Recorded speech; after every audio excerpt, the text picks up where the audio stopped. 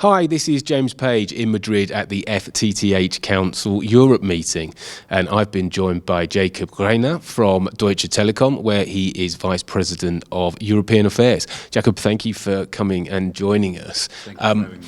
We've been talking a bit about regulation over the last few days at the conference. There's been two new initiatives particularly come out from the European Commission. What's your take on them?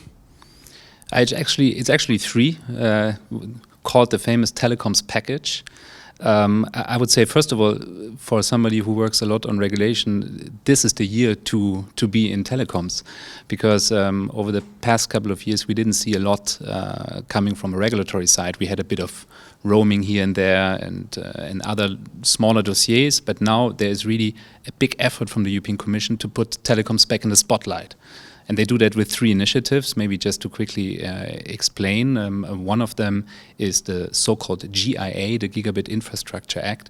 What does it do, or what should it do in a nutshell? It should speed up deployments of mobile and fixed in Europe, which is something that we highly appreciate. Why? Because we still have today, for example, in our footprint, a very divergent approach on how long does it take to get permits and authorization, for example, from a mobile site. That can take sometimes 24 months, or it can take 4 months. And so the Commission tries with this piece of legislation now to streamline, to harmonize this, and to shorten, for example, permit authorization processes so that we can get the deployments faster on the ground. And I think that is very, very helpful to speed up deployments, and by that also trying to reach the famous digital decade targets, which we will surely talk about. The second initiative is the so-called Gigabit Access Recommendation. What is that? It's not a law, but it's kind of a Bible, a toolbox that the Commission gives to regulators in Europe to say, when you apply the SMP access regulation, so what do we as Deutsche Telekom, partly also in Germany, have to observe? What are the remedies that we are going to be hit by? This recommendation is very, very important for us, because what is the ultimate goal of it? It should incentivize deployments in FTTH in the future by everybody. Here we are not so happy, to be quite frank. This is still a draft recommendation. It will be concluded in a couple of weeks. Why are we not happy? Because we still think it's not very future forward looking. It's in a way backward looking, and it looks a bit like the Commission tries to apply, let's say, what they did with copper now to fiber. And we feel like this will not give incentives to those investing, like Deutsche Telekom, but also to our competitors to invest themselves. So we see this a bit more critical. And then the last piece is very interesting, and it has caused a lot of discussion in Brussels, not only in Brussels. It's the famous exploratory consultation for the future of telecoms. It's, I think, 62 questions that the Commission is asking stakeholders such as Deutsche Telekom, but also companies like Google, Meta, consumer associations, everybody who wants to say something here, about what is needed in order to shape or prepare the telecom sector for the future, and what is needed to reach the connectivity targets 2030 that the legislator has set that we need to meet, gigabit everywhere, 5G in all connected areas. And in this consultation, there's also a chapter that talks a lot about the issue of fair share, or fair contribution. What is it in a nutshell? It is a proposition that comes not only from telecoms, but also from the European legislator to say we need to look at frameworks where all market players who contribute from connectivity, from infrastructure, should contribute fairly to it. And the big question in the room is, does everybody fairly contribute here, or is it mainly the telecoms who shoulder the investments, and shouldn't some of the content and application providers jump in and also dedicate some investments? Thank you for giving us that explanation. I mean, one could look at it and think that a sudden resurgence of regulation and consultations coming out might be a sign that they feel that there's a need for an acceleration here. Is this a sort of desperate move? Is this because the European Commission thinks it's not on the path to the digital decade? So maybe I wouldn't not call it a desperate move, but let's say it is a timely move, and it's urgently needed. Why? Because there's this vision, and the vision is we need to get these targets. And it's not you could say, well, it's as usual in politics, we have some ambition, and then we might not meet the ambition, and then we just do the same 10 years after. I think this time the European Commission really means it. Why? Because they will even have KPIs that they want to follow in the next 7 years to see, are we on track to get connectivity to everybody at high speed? As I said, gigabit everywhere, 5G in all connected areas. Now, that's the vision. What's the reality? Reality is very, very different. The European Commission will come out with a study, I believe in May. It has already mentioned a number in this consultation. The number is 174 billion. This is the investment gap that is there to reach those targets until 2030. This is a massive number.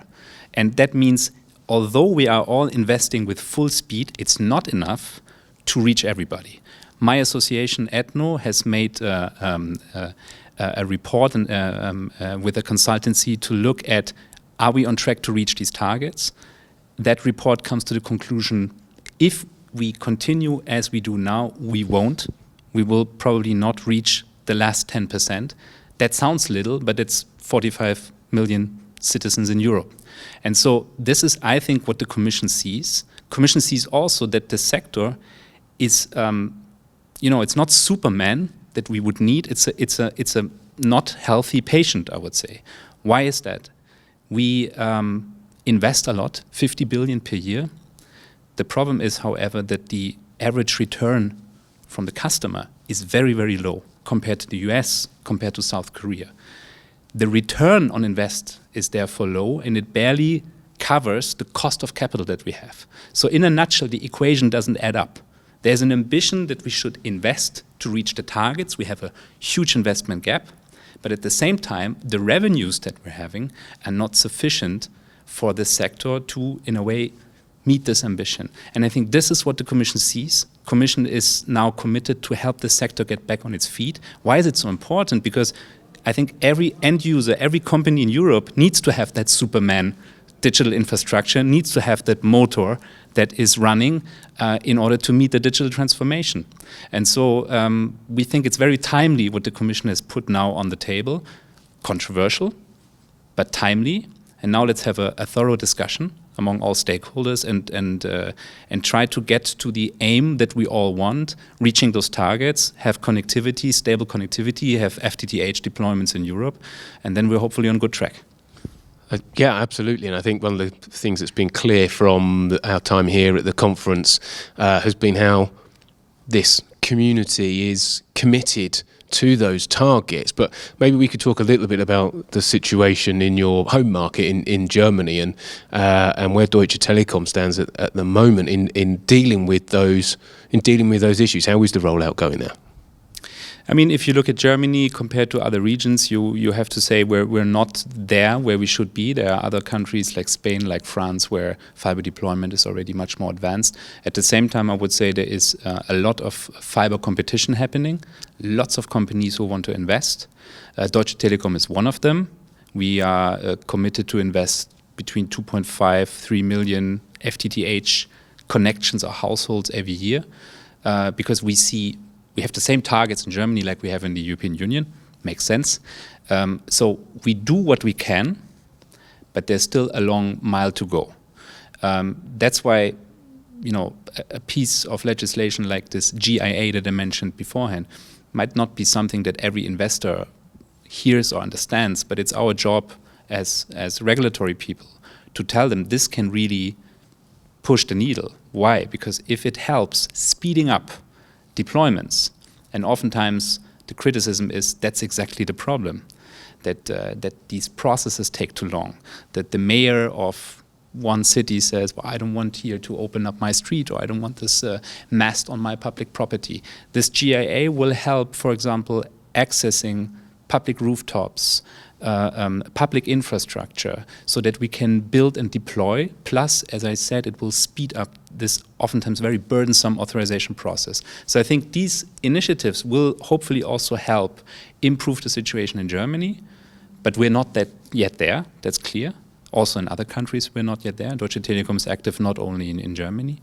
But I don't want to say, I don't want to look at it too pessimistic, of course. We're all committed to get to these targets. But that's why it's so essential what's happening in Brussels these days with regard to the telecoms package that I explained.